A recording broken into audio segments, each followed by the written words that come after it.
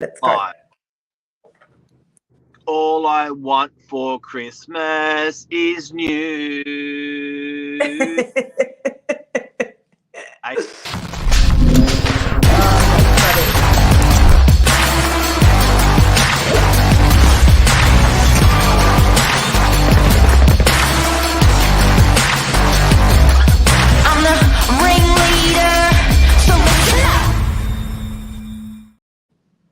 Yes, Lisa. Yes. This is happening in real life. People are days on market are longer for selling. They're not walking out the door within 3 days or 5 days anymore. And people are switching agents, which they haven't had to do in years. In property management, clients were not happy with how their agent performed over COVID over the last year or so, and they're switching their rental agent. And it's much easier than everyone thinks. Yeah, it's crazy. So this is a good time of year, you know, when people just go, so, you know, what did the agent do actually? Because lots of properties were selling, just not mine.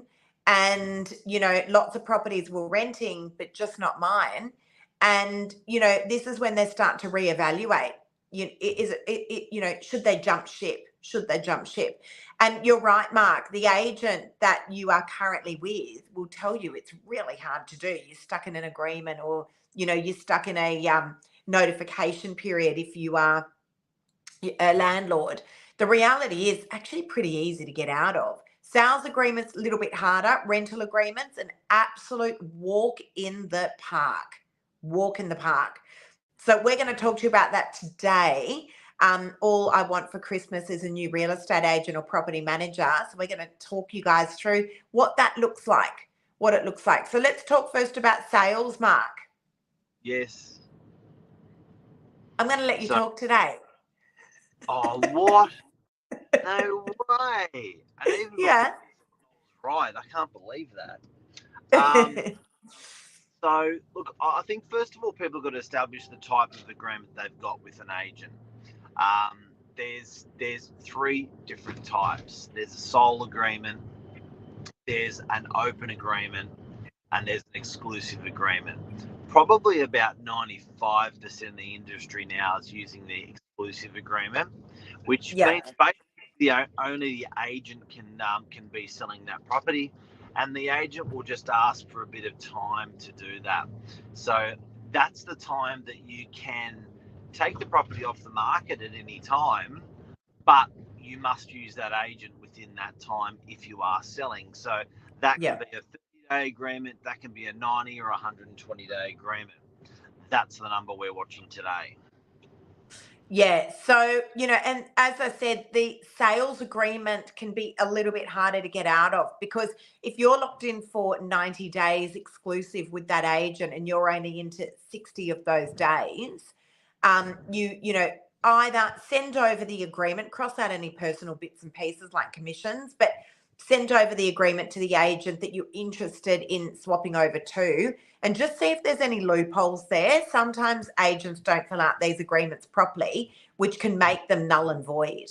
So always send over the agreement to the agent. I've looked at many an agreement, and because they've left out documentation or they never served the vendor with an agreement, it actually became null and void, and so we could bring over the property immediately. I remember a case, Mark, I had shown a lady through a property, and she called me that afternoon and she said, Lisa, I've signed my property in Warriewood with another agent and I'm feeling really uncomfortable about it. I met you and I really, really like you and I don't know what to do. So I said to her, send me over the agreement. And she said, oh, I don't think they ever gave me an agreement. And the truth was they didn't ever give her an agreement. Which basically meant that it was null and void. And so we could bring her over immediately. I spoke with the principal and he verified that they hadn't given her the agreement. And as a result of that, we brought that property on immediately. So there are those little loopholes. The other thing is, Mark, just having good human-to-human conversations with your agent and just saying, it's not working, we're not happy. And sometimes the agent is actually happy to let the listing go. If they're just at their wit's end, they can't get the result for the vendor. Sometimes they're happy just to actually release that vendor from that agreement. They're sometimes worn down, not fresh, haven't got the new ideas. And yeah, you're right. I had a client the other day, which was referred to me in Bondi, and I was actually helping them do the switch. And basically, same thing. They just sort of lost that confidence. You know, it's it's unusual because it is relationship based, and it feels. I think people like to be loyal. Do you know what I mean? But then I think there comes a stage where if when they can see holes in their campaign, when they can see opportunities not taken in their campaign, things not done in their campaign, mistakes made in their campaign, that's when it actually starts to erode the relationship, and that's when the clients want to start getting itchy to make the switch. And it's perfectly okay, because I get the agent asked for time and you gave them that time, so you've done your end of the bargain as a seller, and then you got that heavy expectation from that agent to fill their end of the bargain and do everything they say. Yeah. Mark, something's going on with your sound. It's sort of chopping in and out. I don't know if it's your AirPods or what it is, but I'm sort of losing every third or fourth word that you're saying. Okay, maybe you should talk more. that's it. That's good advice. Really good advice. I don't think it happened at all. I reckon you just made that up. I've done something to your AirPods. Yeah. That's what it was. I threw one down the toilet this morning. So that's the sales side of it, guys. We do actually a lot of expired listings, a lot of cleanups after other agents. I've got a few of those at the moment. And sometimes, can I just say, sometimes it wasn't the agent at all. I've got a listing at the moment and the vendor loves to have input into everything. And I had a bit of a heart to heart with her yesterday and just said, look, you kind of just need to let us do what we need to do to get you sold. Because since we've listed your property 2.5 weeks ago, we've sold 10 properties. And, these are the properties where the vendors just said, you're the expert. I'm going to leave it to you. And we got the properties sold fast and for wonderful, wonderful money. So, sometimes it's not the agent, it's the vendor. And if we equate real estate, and give an analogy, if you're a surgeon, as the patient, you're not sitting opposite the surgeon and going, so I think you need to make the incision here. And, you're not intervening with that specialist. So you've got to trust in the process and trust in the agent, and let the specialist do the work that they're cut out to do. Yeah, you don't wake up halfway through an operation and start fixing yourself up. No, that's exactly right. It's true though. It's true. So, that, as I said, as a vendor, just, let us do what we're good at doing. You've chosen that agent for a reason, and trust is a major, major factor. It really is. I often find that, particularly in the first couple of days of a campaign, when you're really just getting to know the vendors, getting to know the agent's getting to know the vendor, building that trust is so important. It really is. It's so important. So that's the sales side of it. Let's talk about the rental side of it, Mark. So the rental side's a little bit easier. There's the switch is faster. The switch is often cheaper, and we've basically and the agreements are different. So with sales agreements, you've generally got to wait out the exclusive period before you engage in exchange, for property. But with rentals, particularly if the property's vacant, it's just a piece of paper that just gets signed straight over to the new agent. If there's a tenant place, then there may be a payout of fees which your incoming agent, your new agent, will normally pay out for you while they take over the business. So it's quite interesting in the marketplace how confused landlords get with switching to a new agent. Probably the biggest misconception is people think that the tenancy is related to the agent. So if 12-month tenancy that's been signed, well, they got to switch that agent for 12 months. It's not the case at all. No, that's exactly right. So usually there's a notification period on the rental agreement. Normally it's about 60 to 90 days. And that's the notice period that's required for you to give to the current managing agent to break that agreement. Now, a great agent who's going to be taking over your property management, you don't need to wait it out. Like if you're unhappy with your current managing agency, you don't need to wait out that period. All right. It's a misconception. The managing agent that you're with right now will tell you you need to, but the reality of it is you don't. You can actually arrange to have that period, the notification period, paid out. So you basically pay out the 60 or the 90-day part of that agreement, whatever the management fees would have been, and the new managing agency will take it over. So a great managing agency that's going to take over that property management should pay that up for you, just as a show of good faith. So we certainly will always do that, and then we will take over that management immediately. Now, here's the thing. A lot of agencies, once we notify them that we're going to be taking over management, they'll make the process dubious and slow. So they'll be like, oh, the files, and we can't get the keys. Come and collect them in 3 weeks' time. So the best thing to do is loop in the landlord to an email with that outgoing property manager.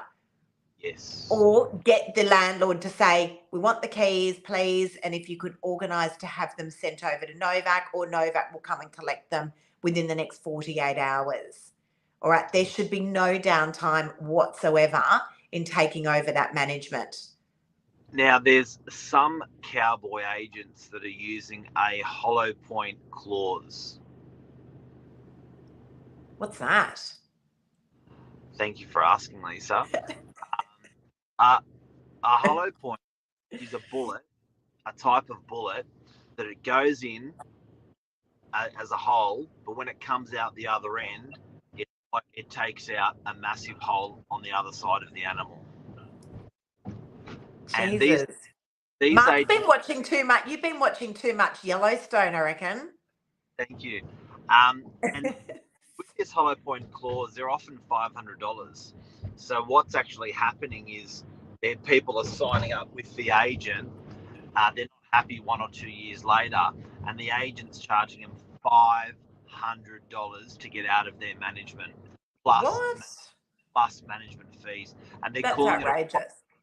they're calling it a file collection fee. So I just have to say I'm seeing it with one particular agency a lot in our area. When you're signing up with a real estate agent, just make sure that clause is not in there, that when you do take your management, there's no fee for collection, there's no hollow point clause, there's no there's no need to be. It's literally just a jag on the way out. Well, I was just going to say, what it is bad business, isn't it? So it's just verification as to why that landlord would be leaving that agency. That's just bad business in my view. If you've got a landlord leaving you for bad service, you should be getting a slap on the head and sobering up, not getting a check for $500. Yeah. Now, can we just talk about what is here's Rosie. If it wasn't in their original MMA, they can't change it. Absolutely. So, guys, we were yesterday with Rosie. Rosie runs ACOP, Australian College of Professionals, best training providers in the country, hence why we use them. The best food. Oh, my God. We were fed from morning until we rolled out of there in the afternoon. It was good food. It was good food. I want to go back to do the training just for the food. But we did a little live from there. We tried to do a little live from there yesterday, but we did put something up on our socials about ACOP. So these guys do all the training for the real estate industry and more. I think the finance industry as well. But I tell you what, when us agents think of training, we sort of like want to roll the eyes into the back of our heads and just keep putting it off and putting it off and putting it off. I think it's just the nature of the beast. But it was unreal. I actually enjoyed it so much yesterday.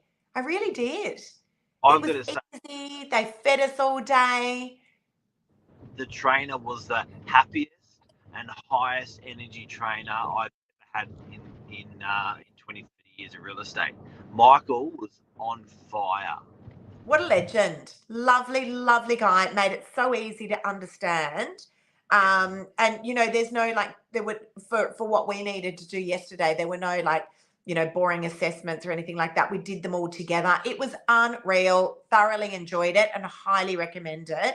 And this is definitely not a paid advertisement. As I said, it's not. These are the training providers that we choose to use and our staff choose to use. And I think the vast majority of the industry. Australian College of Professionals, if anyone wants to get into real estate, that these guys will do it for you. If anyone wants to stay in real estate, these guys will do it for you. Well, you do. And we need to do a lot of CPD points now.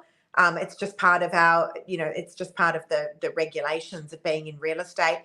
You think it's really not important until you get there, Mark, and you do that training and then you realize, I picked up a handful of really, really useful things yesterday. I really did. That's just going to make, the job a whole lot easier. So, no, it was unreal, guys. In the city, really easy to get to, right on Town Hall, and literally fed us from coffees, fed and watered us the whole day. It was beautiful. Great experience. I learned how to spell the word college. You what? Learned how to spell the word college? Yeah. I struggled after all the years. I was like, is that really balance? So guys, we're talking this morning about getting a new real estate agent or property manager for Christmas. It's really pretty easy, particularly the property management side. We take over managements all the time. You don't even need to have those awkward conversations with the outgoing managing agency. We'll even do the letter for you. Yeah, we'll do it all for you. It's often free. A good agent will absorb any relevant costs, so it's not costing you a cent for even sales with your $0 marketing setup lease.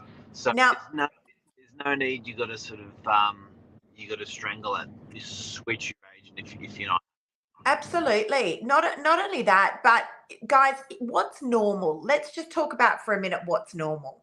If you are still sitting on the market and your property has been on the market for 3 months, that is not normal. It is not normal. When we go to realestate.com and see 0 properties sold over the last 3 months, consider it normal. But while other properties are selling around yours, yep. Right? The longer day, I have buyers walking into open homes all the time saying, so how long's the property been on the market? It's like, guys, that's not overly relevant. When I tell you it's been on the market for more than 12 weeks, we've got an issue. If the property has been on the market for 2 weeks, 3 weeks, 4 weeks, 5 weeks, it's a bit all over the shop at the moment. But if you're a vendor and you are still sitting on the market and you've been on the market for 12 plus weeks, definitely not normal. Yep. If you're a landlord and your property has not been rented and you are sitting on the market for more than 4 weeks, not normal. I think that's the biggest reason people switch, whether it's an unsold or unrented property is probably the biggest reason we'll take on business and do a cleanup after an agent.